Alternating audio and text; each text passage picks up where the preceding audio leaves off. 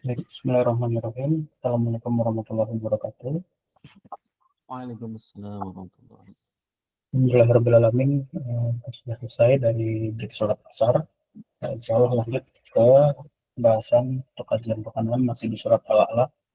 Pada satu kurang dan persilakan Bapak Bansa. Bismillahirrahmanirrahim. Alhamdulillah rabbil alamin wassalatu wassalamu ala asrafil anbiya'i wal mursalin wa ala alihi wa ashabihi ajmain amma ba'd. Baik, kita lanjutkan. Tadi sudah sampai di ayat sanuqri'uka fala tansa. Jadi artinya kami akan membacakan Al-Qur'an kepadamu fala tansa sehingga engkau tidak akan lupa atau maka jangan engkau lupakan ya. Jadi sanuqri'uka ya Muhammad hadzal Qur'ana qira'atan la tansaha yang tidak akan dilupakan. Jadi Al-Qur'an ini akan Allah Subhanahu wa taala meminta kepada Nabi Muhammad SAW untuk membaca Al-Qur'an ya, sehingga engkau tidak akan lupa dengan Al-Qur'an ini. Baik. Kemudian sanahfadzu ma auhayna ilaika minal kitab. Jadi maksudnya bahwa Allah lah yang akan menjaga ya, menjaga apa yang diwahyukan kepada Nabi Muhammad minal kitab, yaitu dari Al-Qur'an. Menjaga tadi apa? Menjaga dari lupa tadi. Fala tansa ini maksudnya adalah agar engkau tidak lupa ya. Jadi bukan janganlah lupa, bukan kalimat nahi, tapi adalah nafi ya. Nafi itu adalah tidak sehingga engkau tidak lupa ya. Karena kenapa? Karena Allah lah yang menjaga Al-Qur'an ini. Jadi falatan saminu syai'an wa hadhihi bisyaratin kabiratin minallahi li 'abdihi wa rasulihi Muhammadin sallallahu alaihi wasallam. Ini adalah merupakan kabar gembira, kabar yang sangat besar dari Allah kepada hambanya, kepada rasulnya yaitu Muhammad sallallahu alaihi wasallam. Annallaha sayalamuhu ilman la yansah. Ya, Allah Subhanahu wa taala akan memberikan ilmu ya soal sayu'allimuhu ilman ya Allah lah yang akan mengajarkan kepada Nabi Muhammad ilmu la yansahu di mana Nabi Muhammad tidak akan pernah melupakannya ya. Jadi sifat wahyu atau apapun yang Allah ajarkan kepada Nabi Muhammad adalah tentu Nabi Muhammad tidak akan melupakan ya, karena sifat patonah itu menegasikan bahwa Nabi Muhammad itu lupa. Jadi apapun yang Allah berikan kepada Nabi Muhammad tentu sudah dijaga. Di ayat ini juga disebutkan inna nahnu nazzalna dzikra wa inna lahu lahafizun. Ya, sesungguhnya kamilah yang menurunkan al-dzikra, ini Al-Qur'an, dan kami pula yang menjaga Al-Qur'an itu. Jadi bayangkan kalau Nabi Muhammad memiliki sifat lupa.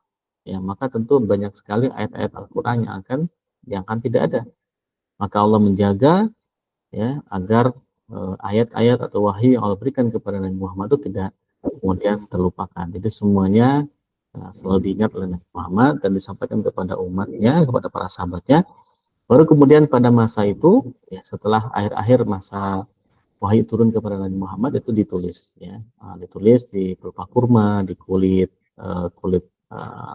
hewan, ya, di batu-batu dan sebagainya. Nah, jadi Allah senantiasa menjaga Al-Quran, menjaga keotentikannya, kemudian juga menjaga apa yang ada pada benak Nabi Muhammad SAW. Illa masyaallahu innahu ya'lamul jahra wa ma yakhfa. Kecuali jika Allah menghendaki, innahu sesungguhnya Allah ya'lamu mengetahui al-jahra, mengetahui apa yang terang, apa yang tampak, ya. Wa ma yakhfa dan apapun yang tersembunyi. Nah, jadi Allah Subhanahu wa taala mengetahui apa yang tampak dan apa yang tersembunyi. Yang tampak ini maksudnya adalah apa yang bisa dilihat atau diindra oleh manusia, ya, yang tidak tampak atau apa namanya yang tersembunyi ya tadi adalah sesuatu yang tidak bisa dilihat oleh kasat mata ya, ataupun sesuatu yang ada pada hati biasanya ya. Jadi illa masyaallahu mimaqtado ya mimaqtadot hikmat mimaqtadot hikmatuhu an an yansiyahu li maslahatin ya'lamuha ya. atau yu'allimuha innahu subhanahu ya'lamul jahra minal qawli wal amal wa ma yakhfa minhuma. Jadi Allah jika Allah menghendaki, jadi apa saja yang dibutuhkan ya hikmah-hikmahnya untuk melupakannya dalam rangka mengajarinya. Jadi kecuali kalau memang ada beberapa hal yang Allah memang sengaja lupakan ya, dari Nabi Muhammad SAW. Tentu ada hikmah di balik itu semua. Namun Allah Subhanahu Wa Taala mengetahui ya yang tampak dari ucapan dan yang dari perbuatan dan apa saja yang tersembunyi dari ucapan dan juga perbuatan. Ini menunjukkan kemaha tahuan Allah Subhanahu Wa Taala.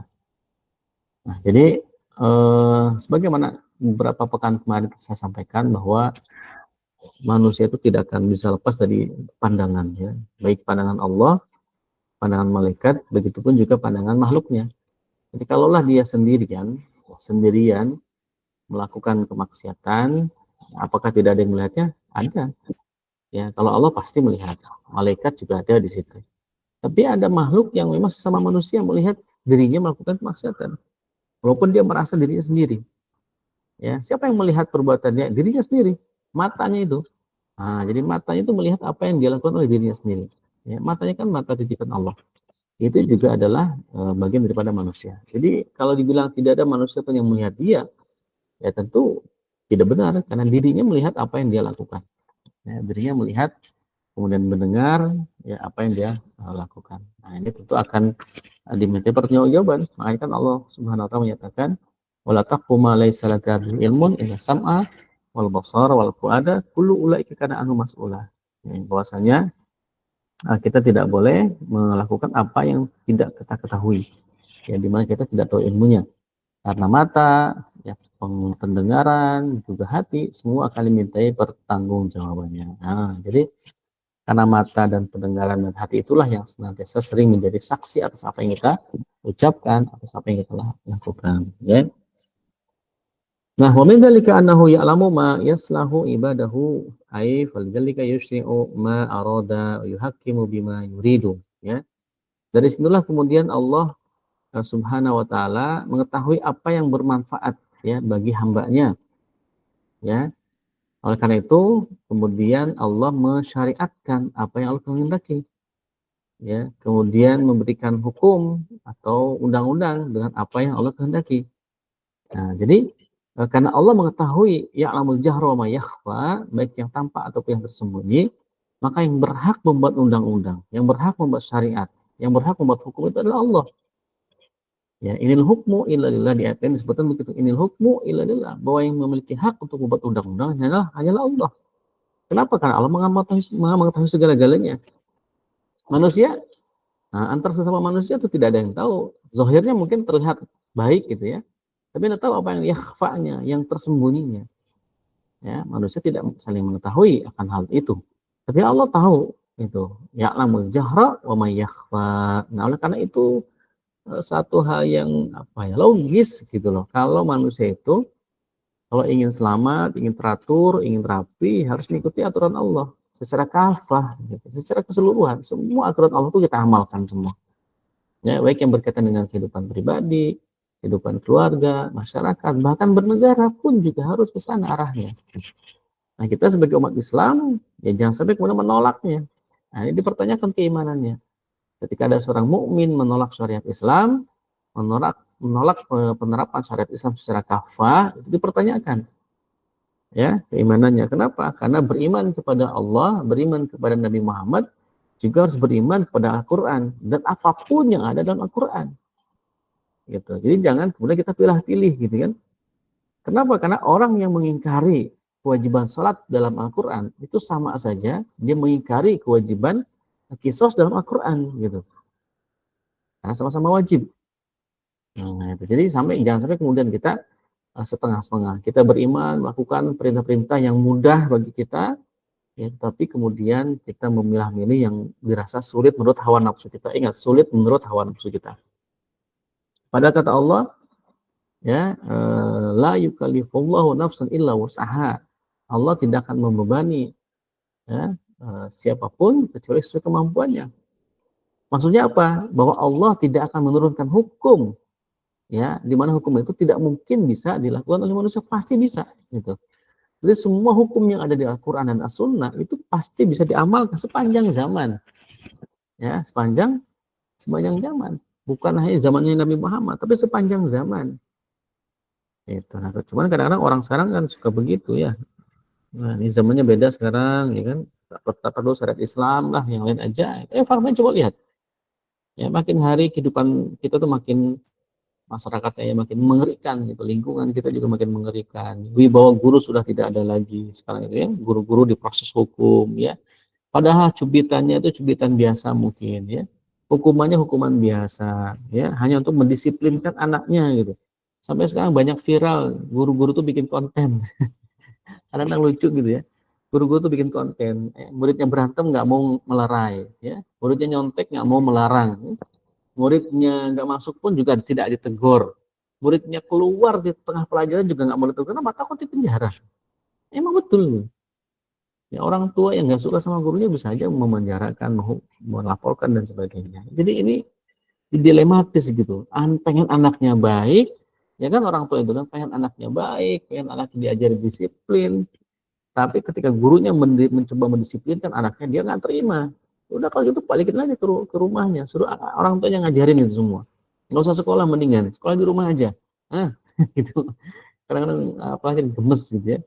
Di guru-guru itu kan apa namanya, mentakdib itu kan ada tujuannya gitu ya. Mungkin memang ya ada beberapa guru yang mungkin oknum guru yang itu kelepasan ya. Yang apa namanya terlalu over ketika menghukum. Dia menghukum bukan untuk mentakdim, berarti kan dia menghukum untuk karena dendam, itu mungkin tidak boleh. Tapi tidak kemudian memukul rata gitu. Setiap upaya guru untuk mendisiplinkan murid itu dilaporkan. Nah, jadi problem jadinya. Nah, gitu. Jadi itulah ketika diserahkan kepada manusia, hukum itu, undang-undang itu tidak akan bisa menyelamatkan, bisa menyelesaikan masalah-masalah yang dihadapi oleh manusia, gitu ya.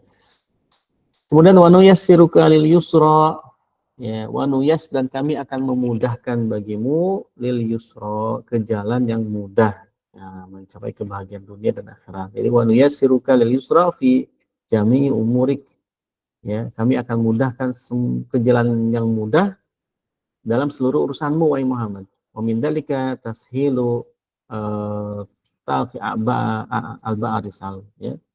Dan diantara kemudian itu adalah menerima beban risalah, ya, talqi a'ba ar-risal, ya. Wa ja'ala dinuka wa ja'ala dinaka yusran, la usra fihi, dan kami jadikan agamamu yaitu Islam adalah agama yang mudah, bukan agama yang susah. Jadi Islam itu agama yang mudah. Ad-dinu yusrun, kata Rasulullah. Agama Islam itu adalah mudah. Jadi selama kita mengikuti perintahnya, ya, melaksanakan perintah itu akan mudah sebenarnya. Ya, mudah. Coba aja. Sholat itu kan ajaran yang mudah. Sholat itu mudah. Tanpa modal, ya kan, tanpa apa, yang penting niat, rukun-rukunnya dijalankan, sah sholatnya. Rukun dan syaratnya dijalankan, sah sholatnya. Kemudian puasa juga mudah. Ya. Puasa, zakat itu hanya bagi yang mampu, ya kan? Haji juga bagi yang mampu saja. Ya, zikir mudah, bahkan ada zikir yang ringan tapi pahalanya berat atau besar, ya kan? Ini subhanallah bihamdi subhanallahil azim, itu kan kalimatani khafifani fi lisani, ya, sakilani fil mizani, kata Rasulullah. Ada dua kalimat yang mudah diucapkan di lisan tapi berat di timbangan nanti, timbangan kebaikan maksudnya. Apa kalimat itu? Subhanallah bihamdihi subhanallahil azim. Itu kan kalimat yang mudah. Ya, kita baca ketika bengong, ya kan, ketika baca ketika perjalanan, ya. Kita basahi lidah kita dengan, dan bibir kita dengan zikir, itu kan bisa kita lakukan, itu mudah sekali. Itu Masya Allah ya. Jadi agama Islam itu sangat mudah. Yang membuat sulit itu adalah ketika dia justru ketika meninggalkan agama Islam. Sulit jadinya. Ya, kan Allah juga sudah sebutkan, ya kan? Waman a'rada an dzikri fa inna lahu ma'isatan dongka. Siapa saja yang berpaling dari agamaku, dari al-dzikr, Al-Qur'an, maka dia akan mendapatkan kesempitan, ya. Sempit hidupnya. Nah, gitu ya. Baik, jadi wa nuyassiruka lil yusra. ya. Dan apa namanya tadi, kami mudahkan bagimu jalan kemudahan. Fadzakir in nafa'atid dzikra. Ya, oleh sebab itu, fadzakir, berilah peringatan wahai Muhammad, in nafa'ati, karena peringatan itu bermanfaat, adzikra. Ya, dzikra itu bermanfaat. Apa namanya? Dzikir ya. In nafa'ati dzikra, karena dzikir itu bermanfaat atau peringatan itu bermanfaat buat orang-orang. Ya. Uh, bahwa Nabi Shallallahu Alaihi Wasallam diperintahkan oleh Allah untuk memberikan peringatan, ya kan? Fa'udqamaka ya Muhammad bil Qur'ani in nafa'atil mau'izatu wa tadhkiru wajibun wa illam yanfa' wa taufiqu biyadillahi wahdah wa ma'alaika illal balagh, gitu ya. Bahwa Nabi Muhammad diminta untuk diperintahkan oleh Allah untuk memberikan peringatan. Berilah peringatan, berilah nasihat kaummu wahai Muhammad. Dengan apa? Bil Qur'ani, dengan Al-Qur'an. Ya, dengan Al-Qur'an. Nafa'atil mau'izah, karena Al-Qur'an merupakan sesungguh-sungguhnya nasihat yang paling bermanfaat, yang sangat bermanfaat. Maka fatadkiru wajibun wa ilam yanfa, maka peringatan itu wajib meski tidak memberi manfaat. At-taufiqu, karena hidayah itu biyadillahi wahdah. Di peringatan itu sampaikan saja, walaupun mungkin tidak ngefek sama teman yang kita beri peringatan, yang ngeyel, tetap ya sampaikan terus. Ya, kenapa? Karena fataufiqu biyadillah, karena taufik itu adalah kehendak Allah. Ya, ada di kekuasaan Allah. Wa ma'alaika illal balag, dan tidaklah kewajiban kamu wahai Muhammad kecuali hanya menyampaikan saja. Nah, makanya kan Rasulullah juga di hadis lain menyatakan ana qasimun, ya. Ana qasimun wallahu azza wa jalla yu'ti. Aku adalah hanya seorang pembagi saja, sedangkan Allah yang memberikan. Maksud pembagi itu apa? Pembagi hidayah. Ya, hidayah yang Allah turunkan kepada Nabi Muhammad, lalu Rasulullah bagi-bagikan kepada umat. Ya, makanya beliau menyebutkan ana qasimun, ya, wallahu azza wa jalla yu'ti. Bahwa Allah yang memberikan hidayah itu. Insyaallah ya. Jadi ini adalah perintah Allah Subhanahu wa taala kepada Nabi Muhammad sallallahu alaihi wasallam. Sayadzakaru may yakhsha, ya, sayadzakaru may yakhsha, artinya saya ta'adzul ladzi yakhafu rabbah, orang yang takut kepada Allah akan mendapatkan pelajaran. Orang yang takut kepada Rabbnya, yaitu adalah orang-orang yang akan mendapatkan pelajaran. Sayadzakaru may yakhsha, jadi dia akan mendapatkan pelajaran. Siapa dia itu? May yakhsha, orang yang takut kepada Allah Subhanahu wa taala. Jadi makanya Allah Subhanahu wa taala itu memberikan konsep al-khauf war roja. Ya, khauf itu adalah takut, ar-roja itu adalah apa namanya? Harapan gitu. Nah, uniknya dalam Islam itu ketika konsep khauf dan roja itu unik gitu. Kalau roja itu kan berharap. Ketika berharap sesuatu, kita mendekat kepada orang yang kita harapkan, kan itu biasa, normal gitu kan. Misalkan kita berharap kepada Allah, roja, maka kita akan makin mendekat. Ya. Tapi kalau kita misalkan berharap sama orang juga sama, kita dekat sama orang yang kita harapkan, ya. Harapkan kebaikannya, harapkan dapat hadiah misalkan. Kita dekat sama dia kan, ibarat kata PDKT lah ya. Deketin dia tuh dapatkan hadiah. Tapi kalau kita takut sama orang, seseorang, kita kan menjauh kan. Kalau kita takut nih sama orang, ya, kita kan menjauh. Tapi kalau kita takut sama Allah, ya khafu, ya takut kepada Allah, justru kita makin mendekat kepada Allah, kita makin menjauh. Gitu. Jadi kalau kita makin takut kepada Allah, makin mendekat kita kepada Allah. Kalau kita makin berharap kepada Allah, kita pun makin mendekat kepada Allah. Jadi apapun kondisi, kita tetap mendekat kepada Allah Subhanahu wa taala. Itu kan konsepnya. Masya Allah gitu ya. Nah, ini berbeda dengan konsep makhluk yang kalau dia mendekat ketika ada punya harapan saja, tapi ketika dia takut dia malah menjauh. Ya. Wa yatajannabuhal ashqa, dan orang-orang yang celaka itu orang-orang kafir. Ashqa, ya, orang-orang celaka itu maksudnya wa yatajannabaha, itu menjauh, ya. Wa yatajannabaha, dan orang-orang yang apa namanya menjauhinya. Ashqa adalah orang-orang yang celaka, orang-orang yang kafir. Jadi menjauhi Allah, menjauhi Nabi Muhammad itulah orang-orang yang kafir. Atau wa yatajannabaha, hak di sini adalah apa namanya? Kembali kepada adzikr, ya, dzikro, peringatan. Jadi orang-orang yang menjauhi peringatan atau ya menjauhi peringatan, maka dia adalah orang-orang yang celaka, ya. Kenapa? Wayabta'adu, ya, wayabta'adu an dzikri al-asqa alladzi la yakhsha rabbahu, gitu ya. Jadi orang yang menjauh dari adzikr, ya, dari peringatan al-asqa, dia akan mendapatkan kesedihan, la yakhsha rabbahu, di mana dia tidak akan takut kepada Rabbnya. Jadi jangan sampai kita kemudian menjadi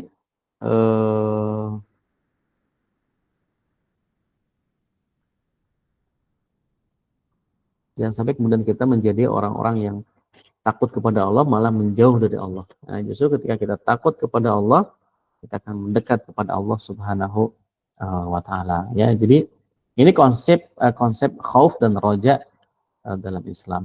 Alladzi yaslan naral kubra, ya, yaitu orang-orang yang yasla akan memasuki an-nara, neraka, al-kubra, yang besar, ya, yang dahsyat, gitu ya. Yaitu apa? Alladzi sayadkhulun nar jahannam al-uzma yuqasi harha minal layl, ya. Jadi orang-orang yang akan masuk ke dalam neraka jahanam, ya, yang mana neraka jahanam itu adalah neraka yang sangat besar, yang sangat yang menderita panasnya, itu akan membuat orang-orang menderita dengan panas tersebut.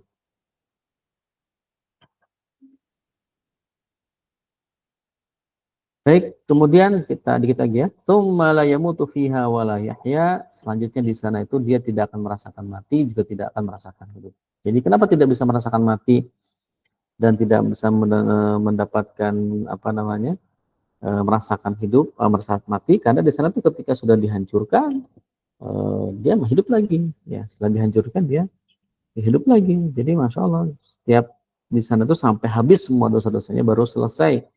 Selesai apa? Selesai siksaannya, ya, baru dia akan dipindahkan ke surganya, ya. Tidak kemudian menjadikan kita ya kalau gitu nggak apa-apa lah kita disiksa di neraka, nanti juga masuk surga. Jangan begitu juga, ya, jangan begitu. Ya, kenapa? Karena itu berarti namanya dia pesimis, gitu ya, pesimis dengan rahmat Allah. Nah, padahal kita tidak boleh pesimis dengan rahmatnya Allah Subhanahu wa ta'ala. Tsumma la yamutu fiha wa la yahya. Kemudian qad aflaha man tazakka, sungguh beruntunglah orang-orang yang menyucikan diri dengan beriman, ya. Sungguh beruntung orang-orang yang mensucikan dirinya dari sifat yang buruk. Wa dzakarusma rabbiha fa shalla. Kemudian orang yang mengingat Tuhannya lalu kemudian dia salat, ya. Orang yang zikir kepada Allah, maka fawahdahu wa da'ahu amala bima yardihi. Ya, dia berdoa kepada Allah, kemudian dia melakukan amal dengan apa yang Allah ridhoi. Wa qama sholata fi awqatiha ibtigha'a ridwanillahi wa imtithalan lisyari'atihi. Lalu dia akan mendirikan salat di tepat pada waktunya, ya, semata-mata untuk mendapatkan ridha Allah dan mematuhi syariat Allah Subhanahu wa taala. Batu sirunal hayatad dunya, sesungguhnya sedangkan tuh siruna, kamu orang-orang kafir memilih kehidupan dunia. Jadi orang-orang kafir itu lebih memilih kehidupan dunia dibandingkan kehidupan akhirat. Ya, makanya bisa disebutkan dalam hadis Rasulullah yang lain, ad-dunya siznul lil mu'minin wal jannatu lil kafirin. Dunia itu adalah penjaranya bagi orang-orang yang beriman dan surganya orang-orang yang kafir, ya. Jadi dunia itu ya surganya mereka. Ya, seolah-olah seperti itu. Sedangkan orang-orang beriman, dunia itu seperti penjaranya. Lalu kapan surganya? Ya surga yang beneran. Nah, kita orang kafir kebalikannya. Kebalikannya, mereka merasa dunia ini sebagai surganya mereka. Tapi ingatlah bahwa kehidupan dunia kan hanya sementara, ya. Bal tusirna hayatad dunya wal akhiratu khairu wa abqa. Padahal kehidupan akhirat itu lebih baik dan lebih kekal. Akhirat itu lebih baik dan tentu lebih kekal. Ya, wa darul akhirah bima fiha minan na'imi wal muqim. khairun minad dunya wa abqa. Ini sudah kita bahas sebelumnya, bagaimana kenikmatan surga itu luar biasa dibandingkan kehidupan dunia. Dalam surat Al-Ghasyiyah kemarin ya. Inna hadzal fi sufil ula, sesungguhnya ini terdapat dalam kitab-kitab yang terdahulu ya. Suhuf itu adalah mushaf ya, mushaf-mushaf yang ula, yang terdahulu. Innama akhbartum bihi fi hadhihi surah huwa mimma thabata ma'nahu fi suhufi allati anzalat qabla al-Qur'an. Nah, jadi janji-janji begini nih, janji surga, janji neraka sebenarnya sudah ada pada lembaran-lembaran yang diturunkan sebelum Al-Qur'an. Yaitu berarti syariat yang diturunkan kepada nabi-nabi sebelum Nabi Muhammad. Siapa itu suhufnya? Suhuf Ibrahim wa Musa, yaitu suhufnya Nabi Ibrahim dan Nabi Musa. Karena Nabi Ibrahim dan Nabi Musa adalah Rasul. Ya, bedanya Nabi dengan Rasul adalah kalau Nabi tidak membawa syariat baru, tapi kalau Rasul dia membawa syariat baru. Maka Nabi Ibrahim alaihissalam dan Nabi Musa alaihissalam adalah seorang Rasul, Nabi dan juga Rasul, ya, karena mereka diberikan suhuf atau lembaran-lembaran kitab yang berisi wahyu-wahyu Allah Subhanahu wa taala. Ini ya surah Al-A'la atau yang disebut dengan surah Sabbihisma Rabbikal A'la. Mudah-mudahan kita mendapatkan faedah banyak dari pembahasan surat ini. Wallahu a'lam bishawab. Silakan, mungkin ada yang mau didiskusikan atau ditanyakan. Baik, terima kasih Ustadz atas penjelasan daripada kesempatan sore hari ini. Di sini sudah ada beberapa pertanyaan. Yang pertama, mohon diberikan pencerahan Ustadz keutamaan bagi yang berada di saf pertama di masjid, yang berdoa diaminkan malaikat dan didoakan malaikat, terutama saat berdoa di antara adzan dan iqamah. Mohon koreksi jika ada yang kurang tepat. Lalu semoga menjadikan motivasi teman-teman untuk senantiasa langsung isi saf terdepan, kecuali posisi di belakang imam, bahkan berita sebab imam badal setiap sholat berjamaah, mengisi terus pahala alternatif. Lalu untuk yang kedua, surat Al-A'la ini membahas petunjuk untuk manusia secara detail, dimuliakan dengan petunjuk lengkap dan juga peringatan. Lalu kalau untuk manusia, apakah ilham itu bisa dijadikan sebagai petunjuk juga, Ustaz? Ya, banyak hadis yang membahas tentang keutamaan bagi siapapun yang sholat di saf pertama, kan? Sekarang salah satu hadisnya itu hadis dari Abu Hurairah ya radhiyallahu anhu, bahwa beliau menyatakan dari Rasulullah SAW, Rasulullah SAW pernah bersabda, khairu sufufi khairu sufufi ar-rijali awwaluha. Jadi sebaik-baik saf bagi laki-laki itu adalah saf yang pertama, gitu ya. Kemudian wasyarruha akhiruha, dan seburuk-buruknya saf bagi laki-laki itu adalah saf yang paling terakhir. Nah, tentu dari kalimat ini saja sebenarnya kita juga dapat gambaran bahwa paling baik saf itu paling depan, gitu ya. Bahkan Rasulullah dalam hadis yang lain disampaikan, jikalau setiap muslim itu mengetahui keutamaan di saf pertama, ya, maka mereka akan berlomba-lomba untuk mendapatkan saf pertama, gitu loh. Namun yang namanya manusia begitu ya, hal-hal yang sifatnya goib itu kadang suka susah dikejar, ya kan? Pahala, keutamaan sholat terdepan gitu ya, itu kadang-kadang suka susah dikejar. Gitu. Apakah ini kemudian menjadi pembenaran? Tentu tidak, ya, tentu tidak. Jangan menjadikan ini sebagai sebuah pembenaran, karena itu adalah gangguan setan. Setan senantiasa akan menggoda kita untuk tidak percaya dengan hal yang sifatnya goib. Ya, padahal banyak hal yang sifatnya goib itu justru memberikan kebaikan buat kita. Ya, nah secara manfaat atau hikmah yang bisa kita ambil dari sholat pertama itu, yang pertama adalah dia akan dekat dengan imam, ya, dekat dengan imam, artinya dia akan lebih khusyuk sebenarnya. Kenapa? Dia lebih mendengar bacaan imam, ya, lebih melihat gerakan imam, gitu kan, ketika di depan. Beda ketika kita sopnya di belakang. Apalagi kemudian jamaah di depan kita itu tidak khusyuk, atau jamaah di depan kita itu pakaiannya mungkin pakaian yang tidak pas dipakai sholat, ada tulisan di belakangnya, itu mengurangi kekhusyukan kita, ya. Tapi kalau di depan itu yang terlihat di depan hanya imam saja. Nah, imam yang kemudian menjadi terdepan. Ya, kecuali bagi orang yang di belakang imamnya. Memang di belakang imam itu dipilihlah orang-orang yang mengerti tentang hukum sholat, ya. Mengerti bacaan Al-Qur'annya, kemudian bagus bacaannya. Kenapa? Ini wanti-wanti. Jika imam misalkan batal di tengah jalan, Maka yang menggantikan itu adalah makmum di belakang imam. Ya, makmum yang persis di belakang imam. Nah, bagi masjid yang paham dengan konsep ini, biasanya yang di belakang imam itu dikosongkan, dalam pengertian itu ada orang yang ngisi khusus gitu ya. Temannya si imam biasanya, atau orang yang paham dengan bacaan sholat, atau juga dengan rukun dan syarat sholat. Itu di belakang imam persisnya. Nah, jadi kalau di Adina Village, misalkan di Masjid Darul Falah, di Adina Village sudah ada orang seperti itu, difungsikan saja. Ya, karyawan yang bacanya bagus tetap jadi imam, harus ada badalnya, serapnya ya, ban serap istilahnya.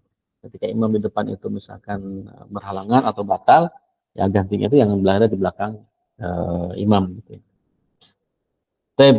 Kemudian seburuk-buruk barisan tuh barisan paling belakang buat laki-laki. Apalagi misalkan maaf ya, ada beberapa kelompok yang mungkin yang ziarah itu ya, saya juga nggak paham dari mana gitu ya.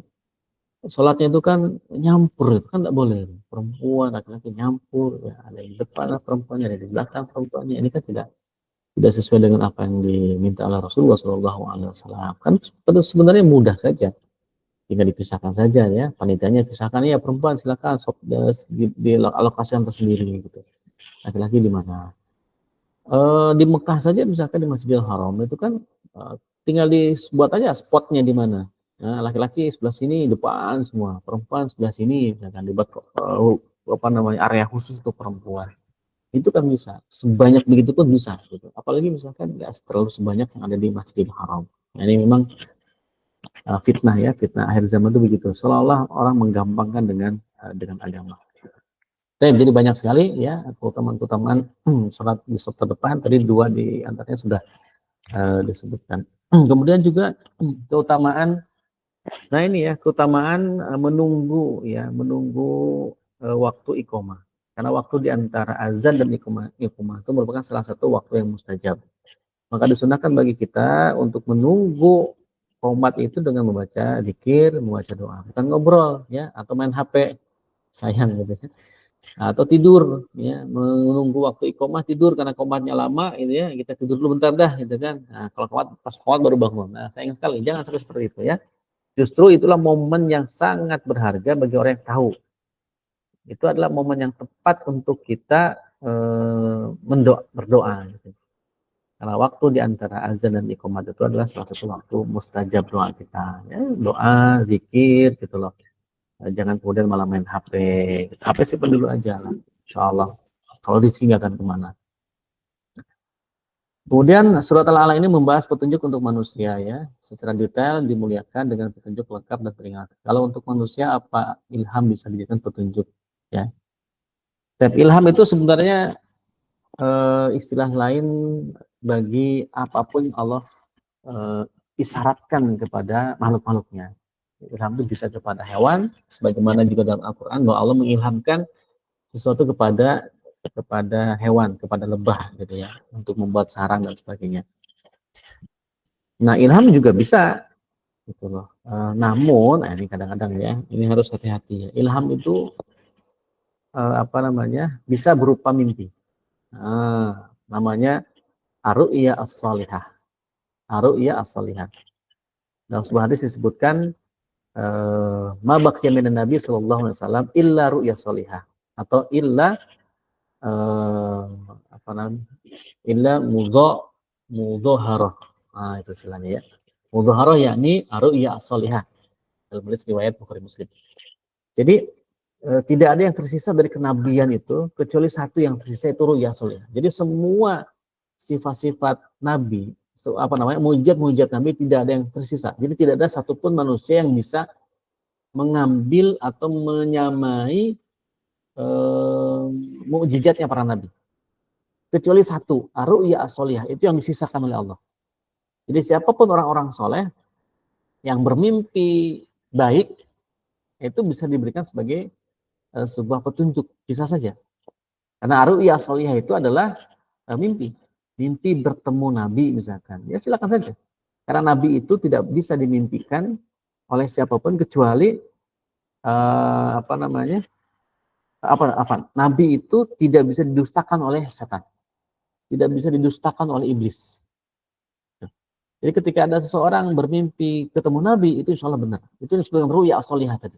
Jadi para ulama menyebutkan ar-ru'ya as-shalihah itu adalah salah satunya bermimpi baik, itu bermimpi dengan Nabi Shallallahu Alaihi Wasallam. Karena Nabi tidak akan mungkin bisa didustakan oleh siapapun, termasuk oleh jin, oleh setan, oleh iblis, ya, tidak bisa didustakan. Jadi dia tidak ada satupun yang bisa menyerupai wajah Nabi.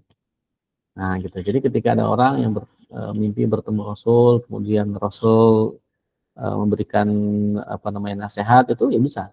Tapi nasihat yang Nabi kepada kita bukan kemudian menjadikan itu sebagai wahyu, seolah itu kita mendapatkan wahyu. Itu jangan tiru. Sehingga ada orang mengaku bertemu Nabi dan kemudian mengaku jadi Nabi. Nah, itu berarti bukan bertemu dengan mimpi, itu klaim saja. Kalau yang betul-betulan bertemu dengan Nabi, itu tidak akan seperti itu. Nah, ada satu dialog antara Syekh Al-Azhar dengan seorang murid gitu. Murid itu bertanya, ya Syekh, mengapa saya sudah banyak berpikir, saya sudah banyak taat, tapi kok aku nggak ketemu Nabi terus ya? Maksudnya kok nggak mimpi Nabi gitu? Aku pengen ketemu Nabi gitu. Kok nggak bisa gitu? Padahal ada temanku yang jarang sholat, bukan jarang sholat, jarang zikir gitu ya. Jarang zikir gitu. Tapi dia kok bisa bertemu Nabi gitu? Apa masalahnya?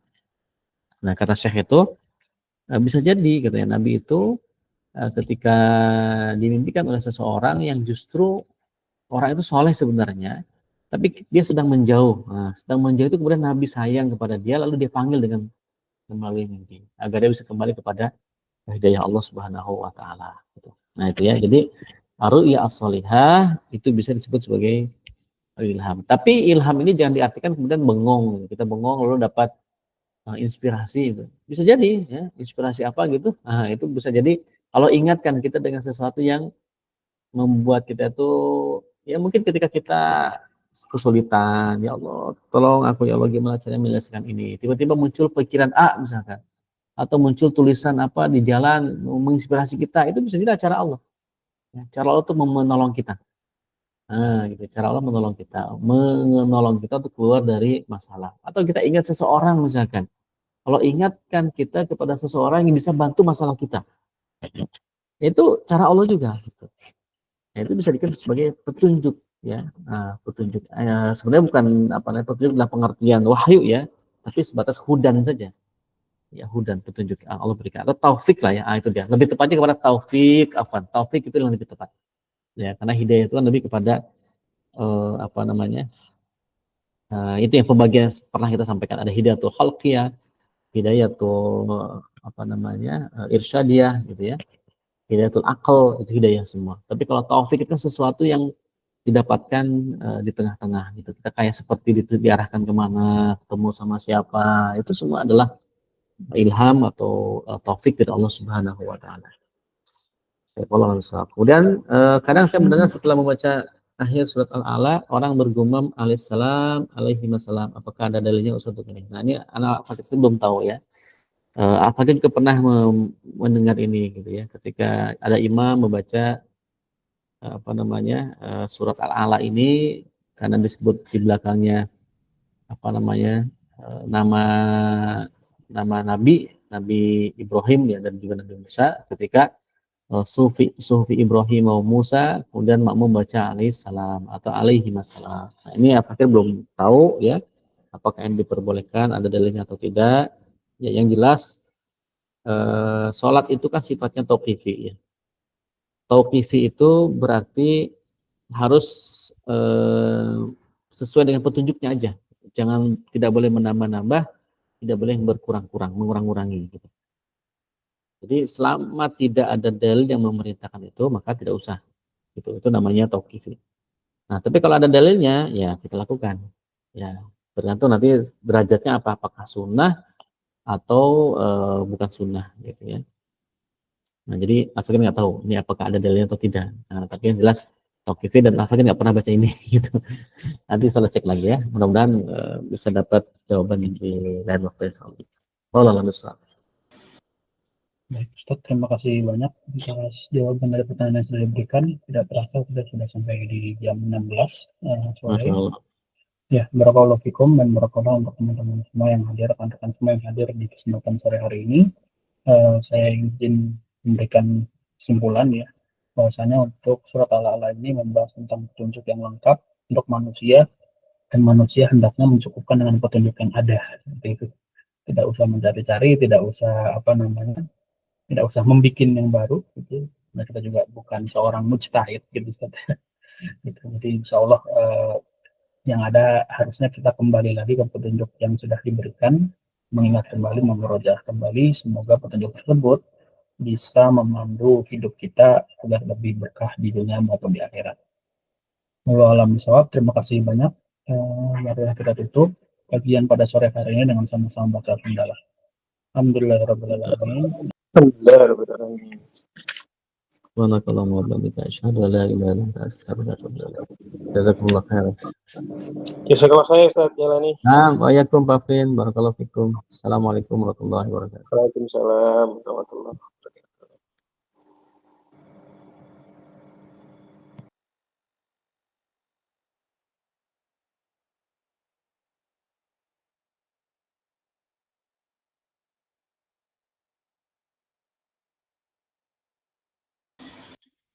Terputus ya. Assalamualaikum warahmatullahi wabarakatuh.